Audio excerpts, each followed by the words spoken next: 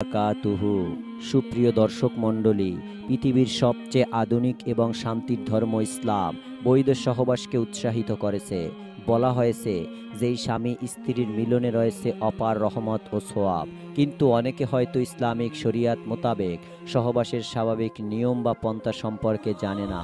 আবার অনেকেই সহবাসের সময় এমন কিছু কাজ করে বসেন বা কথা বলে বসেন যার জন্য সহবাসের সুখ শান্তি উপভোগের সেই অশান্তি ও মন মালিন্য বেশি দেখা দিতে পারে। আজকে আমরা জানব সহবাসের সময় যেই 6টি কথা স্বামী তার স্ত্রীকে কখনোই বলবেন না এবং স্ত্রী তার স্বামীকে কখনোই বলবেন না। তো চলুন জেনে নেওয়া যাক। তার মধ্যে 1 নম্বর, সহবাসের পূর্বে বিছানায় আলাদা একটা মোটা কাপড় বা চাদর বিছিয়ে সহবাস করা ভালো। কারণ সহবাসের শেষে সেটি তুলে ফেললে বিছানায় নাপাকের ছিটাফোঁটা লেগে থাকার আশঙ্কা কম থাকে এবং সহবাসের পূর্বে এই সম্পূর্ণ বিছানাও ভালোভাবে ঝেড়ে নিতে হবে। নবী করিম সাল্লাল্লাহু আলাইহি ওয়াসাল্লাম বলেছেন, যদি তোমাদের কেউ শয্যায় যায় তখন সে যেন বিছানাটা ভালোভাবে ঝাড়ে, কারণ সে জানে না যে বিছানার উপর তার অনুপস্থিতিতে কষ্টদায়ক কোনো কিছু আছে কিনা বা ছিল কিনা। সহিহ বুখারী হাদিস নম্বর ৬৩,০২০। সহবাসের পূর্বে স্বামী স্ত্রী যে কেউ নিজের দায়িত্ববোধ থেকেই এই কাজটি প্রথমে করে নেওয়া উচিত। কারণ আপনি হয়তো জানেন না যে বিছানার উপরে পোকামাকড়, ছারপোকা, অনেক কিছু ইত্যাদি আছে কিনা বা ছিল কিনা। এইগুলো সহবাসের স্বাভাবিক সুখের প্রতিবন্ধকতা সৃষ্টি করতে পারে। ২য় নম্বর, সহবাসের সময় কেউ কাউকে অন্য কোনো স্ত্রীলোক বা পুরুষের সাথে নিজের সঙ্গী বা সঙ্গিনীকে তথা পার্টনারকে তুলনা করতে যাবেন না। অনেকেই পূর্বেকার স্ত্রী বা সাবেক স্বামীর কথা সহবাসে নিয়ে আসে। এতে করে সহবাসের প্রকৃত সৌন্দর্য নষ্ট হতে পারে। দেখুন, এই দুনিয়াতে কেউ চায় না যে তাকে কি অন্য কারো সাথে তুলনা করুক। তাই কখনো কোনো বিখ্যাত লোক বা অন্য যে কারো সাথে নিজের স্বামী বা স্ত্রীকে আপনারা কখনোই তুলনা করবেন না এবং স্বামী স্ত্রী একে অপরের কাছে সবসময় উত্তম হওয়ার চেষ্টা করবেন। কারণ রাসূল পাক সাল্লাল্লাহু আলাইহি ওয়াসাল্লাম বলেছেন, তোমাদের মধ্যে পরিপূর্ণ মুমিন সেই ব্যক্তি যার আচার আচরণ উত্তম, আর তোমাদের মধ্যে তারাই উত্তম যার আচার আচরণ তাদের স্ত্রীর কাছে উত্তম। তিরমিজি হাদিস নম্বর 1079। 3 নম্বর, সহবাসের পূর্বে স্বামী স্ত্রী উভয়ই ভালোভাবে মিসওয়াক করে নিবেন অথবা দাঁত ব্রাশ করে নিবেন এবং তারপর উজু করে নিবেন। উত্তর, সহবাসের আগে গোসল করে তারপর সবাই মিলিত হওয়া, কিন্তু সেটা না পারলেও হাত মুখ ভালোভাবে ধৌত করতে হবে। ব্রাশ অথবা মেসওয়াক করে তারপর সহবাসে মিলিত হবে। কিন্তু কখনো যদি তাড়াহুড়ার কারণে সেটা করতে না পারেন, সেক্ষেত্রে অনেক সময় দেখা যায় মহিলাদের কাপড় থেকে বা হাত থেকে পেঁয়াজ, রসুন বা মশলার ঘ্রাণ আসতে পারে। সেক্ষেত্রে স্বামী কখনো স্ত্রীকে বলবে না যে তোমার শরীর বা মুখ থেকে দুর্গন্ধ বের হচ্ছে বা তোমার জামা থেকে দুর্গন্ধ বের হচ্ছে। এটি কখনোই বলতে যাবেন না। এটি আপনি মনে মনে রাখবেন। পরবর্তী সহবাসে যখন সহবাসের প্রস্তুতি নেবেন, তখন প্রথমেই একজন আরেকজনকে বলতে পারেন, চলো আমরা আগে হাত মুখ ধুয়ে নিই এবং ধোয়া পরিষ্কার জামা পরে সহবাসে লিপ্ত হই।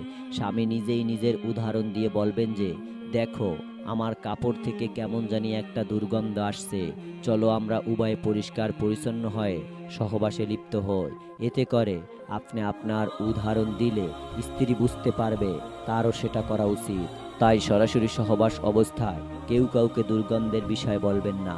তা পূর্বেই প্রস্তুতি নিয়ে পরিষ্কার পরিচ্ছন্ন হয়ে তারপর সহবাসে মিলিত হবে। তবে যদি স্ত্রী বা স্বামী থেকে খুব বেশি পরিমাণে দুর্গন্ধ আসে, তখন তার স্ত্রীকে বা আবার স্বামী স্ত্রীকে এতটুকু বলতে পারেন যে আমাদের আগে একটু হাত মুখ ধুয়ে নেওয়া উচিত। এতে করে স্বামী স্ত্রী উভয় একসাথে যদি পরিষ্কার পরিচ্ছন্ন হয়ে সহবাসে মিলিত হন, তাহলে দেখবেন সহবাস প্রাণবন্ত হয়ে উঠেছে, সহবাস সুখের হয়ে উঠবে।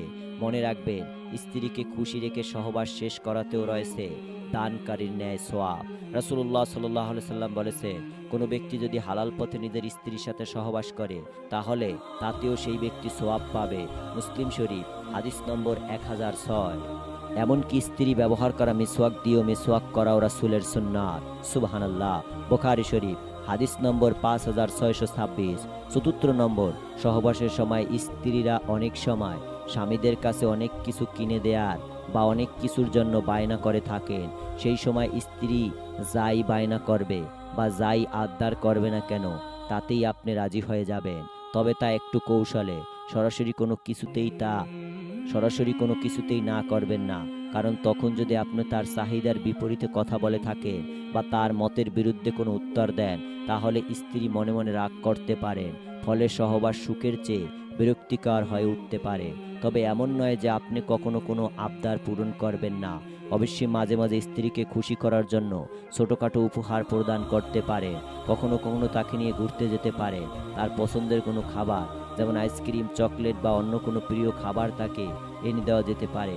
যেমন স্ত্রীকে নিয়ে ঘুরতে যাওয়া বা সফরে যাওয়া রাসূলুল্লাহ সাল্লাল্লাহু আলাইহি সাল্লামের একটি সুন্নাত। বুখারী শরীফ হাদিস নম্বর 2593। আল্লাহ তাআলা আমাদের উদ্দেশ্যে বলেছেন, কৃপণ না হতে, আমরা বেশি ব্যয়ও না করতে।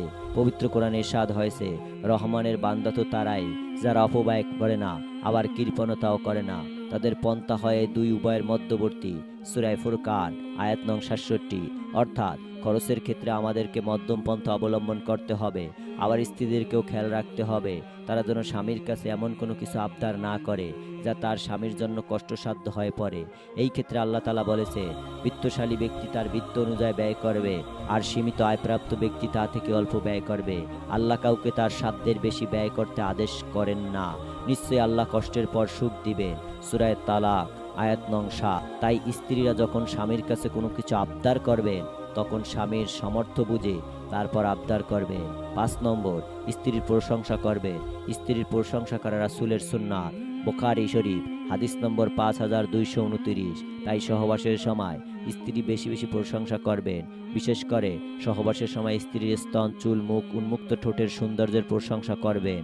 কিন্তু কখনোই এটি বলবেন না যে তোমার স্থানটা ছোট কেন বা বড় কেন, কিংবা তুমি দিন দিন মোটা হয়ে যাচ্ছ কেন, কালো হয়ে যাচ্ছ কেন, কিংবা এটাও বলবেন না যে তোমার চেহারায় বয়সের ছাপ পড়ে যাচ্ছে, কিংবা এটাও বলবেন না যে তোমাকে আগের মতো ভালো লাগছে না কেন, ইত্যাদি।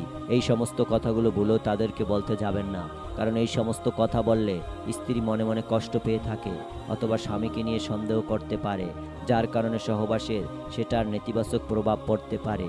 এবং স্ত্রীরা স্বামীদের প্রশংসা করবে, তাহলে স্বামী আরও বেশি উৎসাহ নিয়ে সহবাস করতে উৎসাহিত করবে। 6 নম্বর, সহবাসের অন্তিম সময়ের পর অর্থাৎ বীর্যস্খলন হলে অনেক স্বামী আছেন স্ত্রীর সাথে মন্দ ভাষায় কথা বলেন, রূঢ় কঠিন ভাষায় কথা বলেন। তবে হ্যাঁ, এটাই স্বাভাবিক যে প্রায় প্রত্যেক পুরুষের সম্পাদনের পর বীর্যস্খলন হলে কিছুক্ষণের জন্য হলেও স্ত্রীর প্রতি তার আকর্ষণ কমে যায়, কিন্তু সেটা কখনো স্ত্রীকে বুঝতে দেবেন না এবং সহবাস শেষ করেই সাথে সাথে সেখান থেকে উঠে যাবেন না, কারণ এটি আমাদের রাসূলের সুন্নাত পরিপন্থী। হযরত আনাস বিন মালিক রাদিয়াল্লাহু তাআলা আনহু থেকে বর্ণিত, রাসূলুল্লাহ সাল্লাল্লাহু আলাইহি সাল্লাম বলেছেন, যখন স্বামী তার স্ত্রীর সাথে সহবাস করে তখন সে যেন পরিপূর্ণ সহবাস সম্পাদন করে।